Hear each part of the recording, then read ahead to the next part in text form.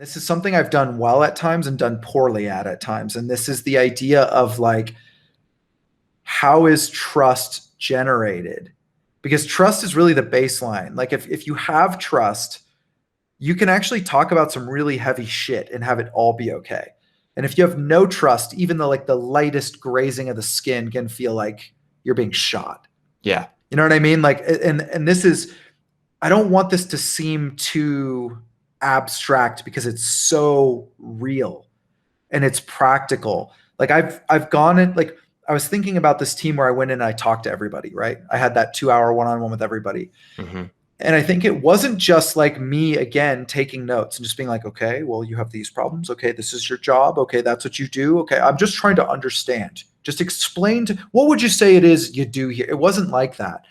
It was like there were some situations where engineers were telling me, or quality assurance people were telling me things that I felt like sounded really hard for them or sounded really bad for them, but they were playing it off like it wasn't that big of a deal. And I remember digging in and being like, well, wait a second. That sounds really hard. What's that like for you? Well, Aaron, this client is actually all of the language strings are hard coded in English. So we actually don't have the ability to test this in any other language.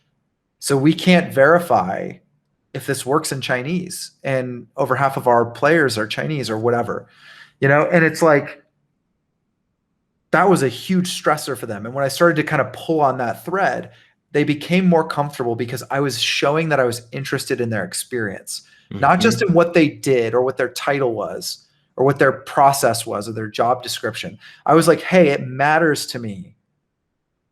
And this goes back to the stuff you're talking about. It matters to me that you're fulfilled at work. It matters to me that this team works for you. It matters to me that you feel like your leaders care about you and that you feel like I care about you.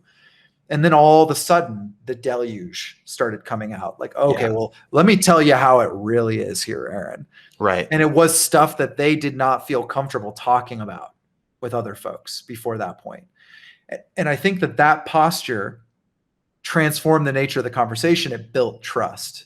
And I think that was like a really good example of me doing that. And I think I've had other examples where I've come in and I'm like, well, this is an organization of 150 people. I don't have time to talk to everybody and interact with everybody. I have a layer of managers underneath me that report to me. They're the ones who should be talking to the people. And then what ends up happening is I become this figure that's out there in the ether somewhere, this guy who's some kind of senior leader. No one really knows what he does. He doesn't really seem connected. He doesn't really talk to us every day. He's not really around much.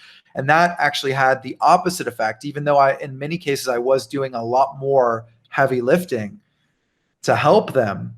They didn't know me. They didn't trust me. And so I think that this is like a really big part too of this, is like investing in the people early on by, like, again, it's the kind of listening you do when you're actually interested. You're actually curious about the person and what their experience is, and you're not just collecting data. So that's what I would say too. Don't just collect data, like understand the people, understand their needs, take them seriously. There's